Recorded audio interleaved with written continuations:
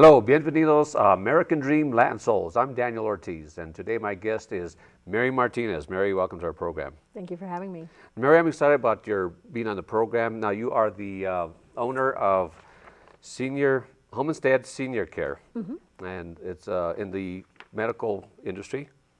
Yes. Specifically? We're primarily non-medical, but we work within the medical industry because what we do is a component of the continuum of care.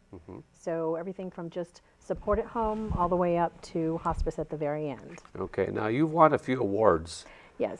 And what I'm excited about having you on the program is because nationally, Latinos are starting businesses at a rate 6 times faster than the population at large. So I want to ask you during the course of the interview, what's going on with this Latina Power movement going on, and why are Latinas getting into business? But let's talk about your business in a moment. But before we get into that, our question for the audience is, what is your American dream and what does it mean to you? My American dream really is to leave a legacy of compassion that basically started with my grandparents, what they did in their communities, how they helped people out, and always led by example. That's what I want to be able to do is leave that compassion for my kids to go out and disperse on their own as well as my staff members and all my caregivers out in the field. Okay, so a legacy of compassion, that's a pretty broad, that's almost like a Buddhist concept, compassion. Does it come from a philosophical, religious It's foundation? Really probably more experiential, starting back from when I was really young. I watched my grandparents really take care of their children and their grandchildren as well as their neighbors, and I felt like they didn't even understand their own value. As seniors, as they aged, they kind of took a step back because now they were seniors. They didn't realize that they were still vital and they were still important. And that's kind of what Homestead does, is remind people that they are still very vital and very important. You mentioned the family, and this is one of the core values of Hispanics. We have our core values are faith, family, and frijoles, which is a catch-all for culture, music, and food, etc. But family, we have extended families in the Latino culture, right? Very. It's not unusual for, Anglo families to kick their kids out of the house when they turn 18, and they return the favor when the parents get old. They put them into some nursing facility and work with strangers. But in the Latino culture, 3 and even 4 generations in the same home is pretty normal, isn't it? Very normal. In fact, we see that in some of our clients where the families are doing everything they can, but there's still gaps in the care. So that's when Homestead comes in, is we fill in those little gaps and basically become part of the family. Okay, so we'll talk specifically about what you do, your business does, and I know it's a growing, huge industry. But let's talk about some of the awards as a Latina business owner. And you gave me a long list here, so we're not going to have time to read all of them. Obviously, you're very good at what you do.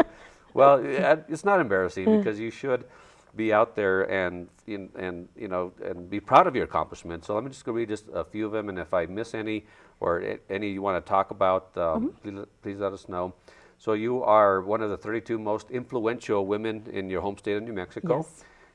You own a franchise, and there's 970 national franchises. So of those 970, almost 1,000, you're number 9. Yes. You're in the top 10% nationally. You are number 1 ranked among the 98 Hispanic franchises in the region, or HIC franchises in our region. So you're number 1 in the region. And number 9 among New Mexico women-owned businesses. And you won the 2013 Best Places to Work, so you're obviously creating a great environment for your workers and your facility. You won an Hispanic Chamber of Commerce Wall of Honor, and the list goes on and on. So you're doing something right. I hope so. Okay, so tell us exactly what is the business that nationally? What business are you in nationally? We're in the business of helping people stay independent for as long as possible. Okay. So when we go into someone's home, we don't take over their lives. We help them stay home. Are these primarily our seniors, or are these also individuals who Our focus is seniors, but are recovering from accidents? Yes, we've actually taken care of a couple of skiers who broke legs and couldn't get around very well. They were with us very temporarily. And it's nice when people do get well and they graduate from Homestead.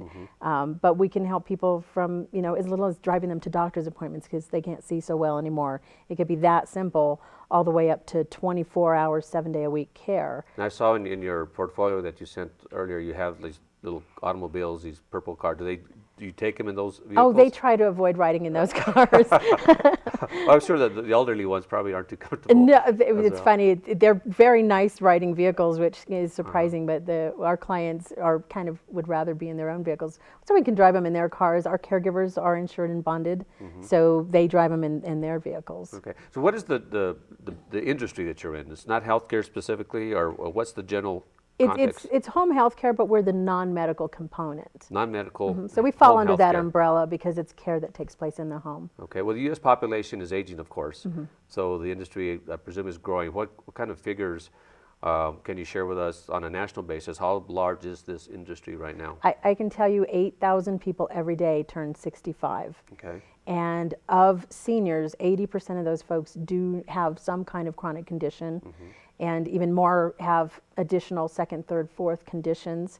So those numbers are growing because the boomers are aging, and pretty soon, actually the year 2030, the population pyramid will be completely upside down. Is that right? So there will not be enough caregivers to take care of the seniors, in that year. So as I go out, I'm talking to people and recruiting constantly for caregivers and trying to get people to come into the aging industry. So is it difficult to get caregivers? I mean, it's not an easy profession, and it takes a special type of individual, I would assume. We're very picky. We look for very compassionate people. We have to do thorough screenings because we're putting in homes with very vulnerable people.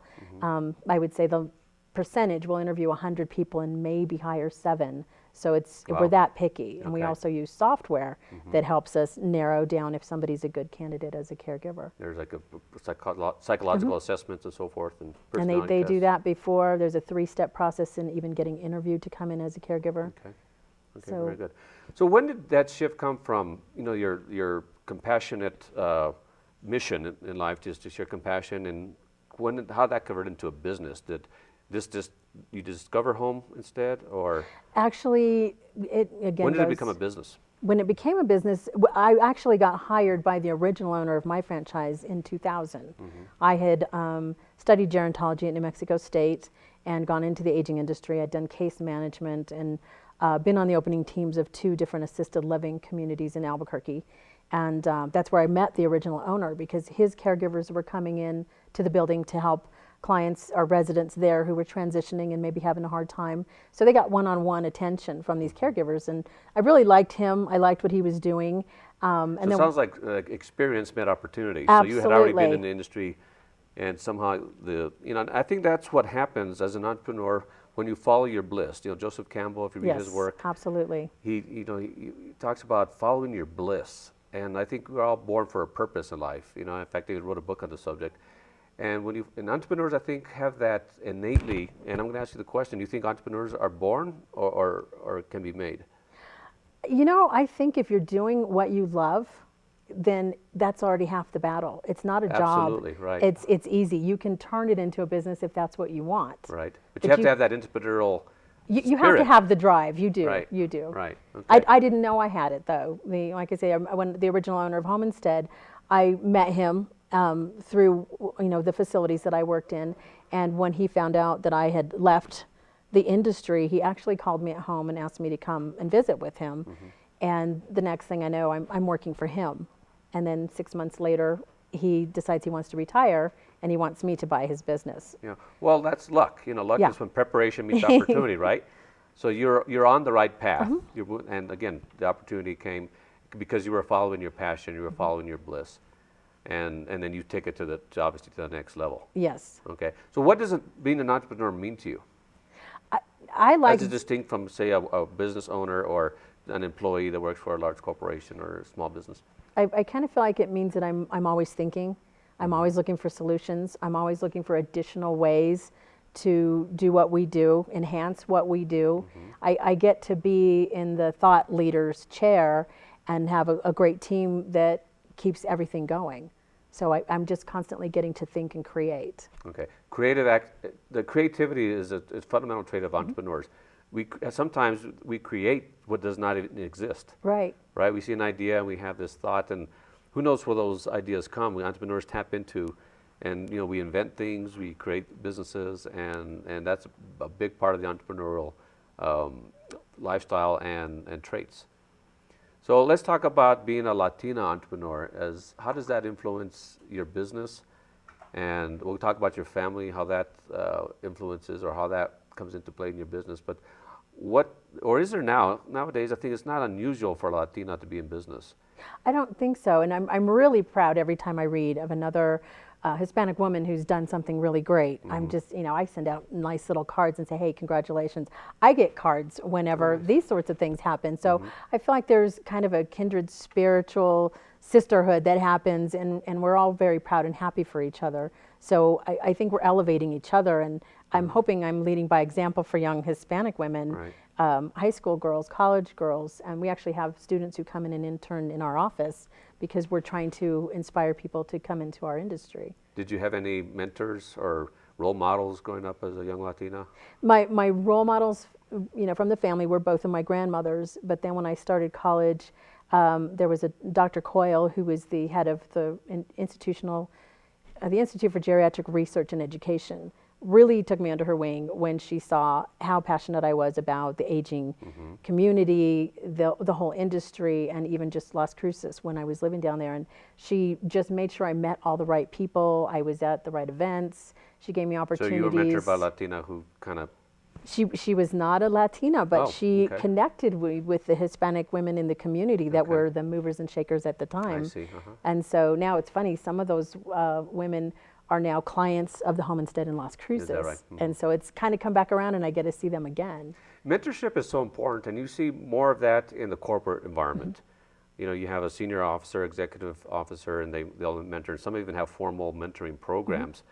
But that's not something that we usually have as an entrepreneur because we're usually on our own. We're start off new businesses, and I know when I was young, I had role models, of course, but not necessarily a mentor. So you're very fortunate in that you had that, growing up or when you started the industry. So, as a Latina, our family plays a big part in our life, in our business, in our culture, and our values. What role does your family play in your business, and how they influence you to become successful as a business owner? Well, it's interesting. I always go back to all of my grandparents. I didn't get to know them as well as a lot of my cousins did because they were up in Colorado. So I relied a lot on stories from my parents who themselves always took care of their family too. So it was from a long distance that they were taking care of aging parents. So I got to see that my whole life because my dad was the baby of his family, so his parents were much older parents. My mom's mom became unhealthy at a young age, and so her mom was aging when my mom was kind of young. So I got to watch that and see what the struggles were. So your environment played a role in your career as a young, you were influenced. Absolutely. Even as a young kid, when we'd go up and visit our grandparents, they were up in northern Colorado, I would always ask if I could spend part of the vacation with my mom's mom, my grandma Socorro, because she wasn't well, and I knew that, and I wanted to help her as much as I could.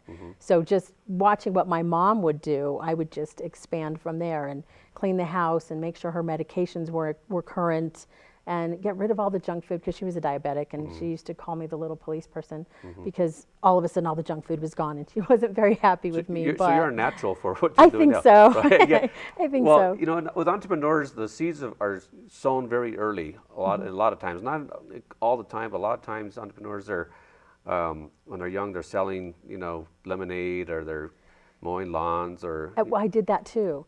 You did that, of course. Okay, so I was going to ask you, what were the seeds of entrepreneurship sown early and very early? Okay, I was really young. What kind of things are you doing?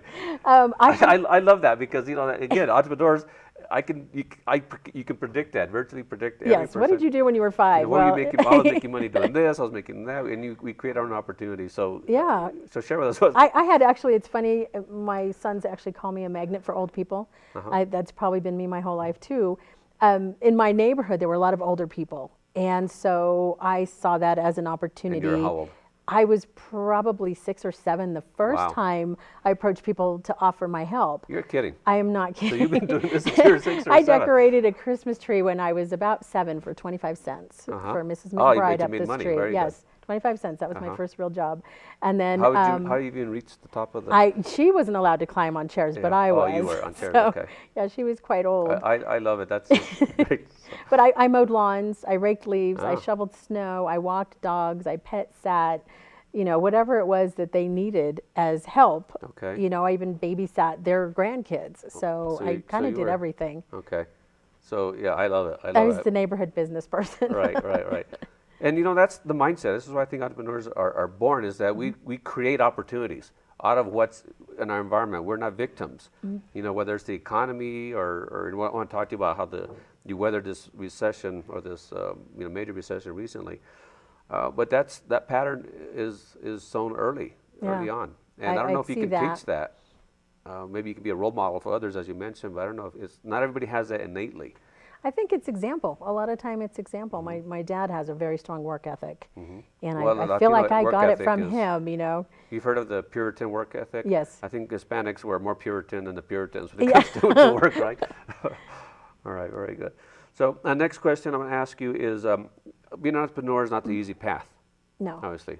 And so what are some of the challenges that you've faced, and how have you overcome them? Keeping up and keeping ahead of the competition, always just being the next step ahead. It's a highly competitive industry. It's very competitive. People are constantly opening new doors as home care providers. Are coming out of a major recession, the Great Recession they call it.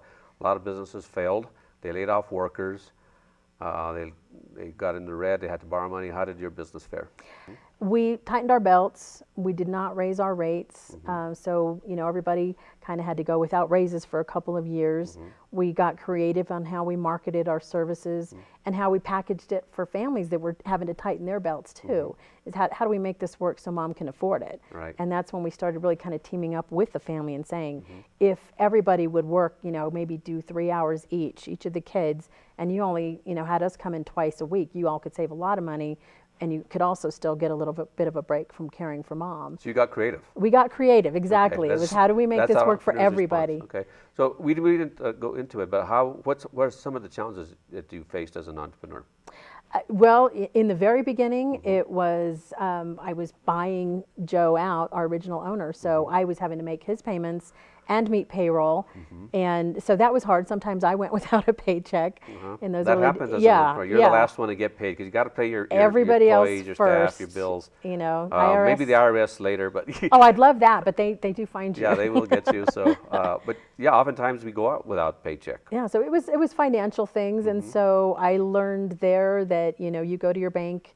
And it did help me to be a female and a Hispanic. So I was a minority business owner, so I was able to get a line of credit, which was nice. You learn you still have to qualify though. You do, but you learn to ask for help, and that was one thing that was hard for me because I'm used to doing everything myself. Is that because you're a Latina or a woman or all of the above? Entrepreneur. And I think entrepreneurs, we're proud. We're self. Not when they say proud, maybe that's not the right word. I think we're self-reliant people, right? We believe we can do everything ourselves, and we can't. And so asking for help is difficult. It is important to do that. Yeah. Okay. So asking for help was a challenge. Finances is a challenge. What else? Hiring great caregivers. That is an ongoing challenge. Yes. It's always been that for us, because you look for people who have real compassion for others. And those people do exist, but that doesn't necessarily make everyone a great caregiver. So we're trying to find that full package person, and that's probably our biggest ongoing challenge is keeping those people interested in coming to work for us. And when we find them, we're excited. And so I think as an employer, we do a better job of appreciating our caregivers. They know that we appreciate them. They know they can come and talk to us if they have concerns. We support them out in the field. So I feel like we've kind of created a really well-oiled machine. Okay, very good. So what advice would you give to anybody starting off in maybe your industry or another industry? What advice would you give to a Latina or Latino out there who wants to become a business? Maybe they're mowing lawns right now or putting up Christmas ornaments or whatever. The little 5-year-old decorating the neighbor's tree. Really, just find what you love, and that makes it so much easier. And don't be afraid to ask for help, and most definitely seek out mentors. You don't have to recreate the wheel. Learn from people who know what they're doing. Right. Okay. And so, absolutely. But if you want to do it, do it. Do you think there's a certain amount of pride we have as Latinos that it's difficult for us to help and to get To ask for help? mentors and so forth. And we have a very strong culture, and our cultural values are an asset. The faith, the family, of course, is strong. Yeah. But sometimes, we have our values, some values like the rugged individualism and the, not wanting to help, ask for help, or even, let me give you an example. There's never going to be an Hispanic Donald Trump. And I don't mean because of his wealth, I mean because of his mouth. He's always out there. He's in our culture what we call a sinvergüenza. My grandma would call him a sinvergüenza, right? There's no business, but that's part of American culture is getting out there. You have, you ask a young American kid what do they want to be when they grow up. They want to be an American Idol. They want to be famous. They want to be celebrities. And Hispanics, we tend to hold back a little bit, don't we? We don't need to be in the limelight, I think, is the issue. Like I said, when you were reading that list, I said I'm almost embarrassed. I know. I'm really proud of it because that's not just me, that's my whole team. Right. So right. I hesitate to take credit by myself. And I know Well, you're the leader. Yeah. But you are the leader, so you're already doing it, right? Well, so we talked just a few of your accomplishments, but there's a whole list there. So tell us some of the accomplishments that you've, and toot your horn here a little bit, because not for you, but for the other Latinas, the young girls who are watching this program, and you're thinking, wow, she's done this and this and this and this, and so share with us. I go back to even when I was in college.